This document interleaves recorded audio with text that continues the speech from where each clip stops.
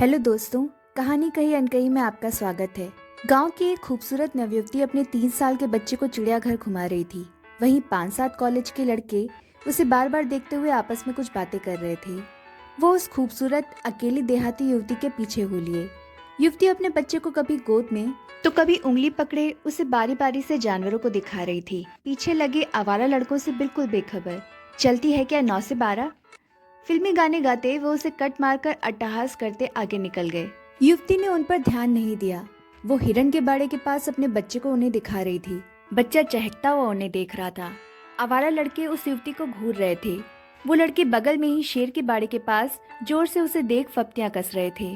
उनमें से एक लड़का पूरे जोश में था। बाड़े के ऊपर लगे ग्रिल पर बैठ फत्ते गाने गा रहा था। युवती बच्चे को लिए शेर को दिखाने बढ़ चली थी। युवती को देख ऐसा प्रतीत हो रहा था कि उसे उन लड़कों से तनिक भी भय नहीं, या वो उन्हें अनदेखा अनसुना कर रही है। युवक अति उत्साहित हो उठा। सभी ठहाके लगा रहे थे। युवती बाड़े के पास पहुंच चुकी थी। तभी बाड़े के ऊपर चढ़ा लड़का लड़खड़ाते हुए बाड़े के अंदर गिर पड़ा। लोगों के होश फाख्ता हो गए। बाड़े से दूर बैठा शेर उठ चुका था।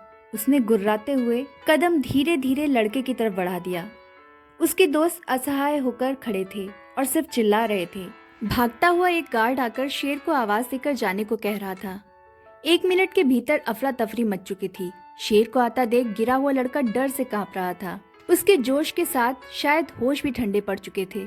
माँ, माँ, बचाओ बचाओ की आवाज लगातार तेज हो रही थी, और शेर की चाल भी। तभी उस देहाती युवती ने अपने बदन से 5.5 मीटर लंबी साड़ी उतार बाड़े में लटका दिया। बाड़े में गिरे लड़के ने तुरंत उस साड़ी का सिरा मजबूती से पकड़ लिया। फिर लोगों की मदद से उसे निकाल लिया गया। गार्ड युवक को संभालता हुआ बोल पड़ा, पहले तुम्हारी माँ ने जन्म दिया था, आज इस युवती ने तुम्हें दोबारा जन्म दिया है।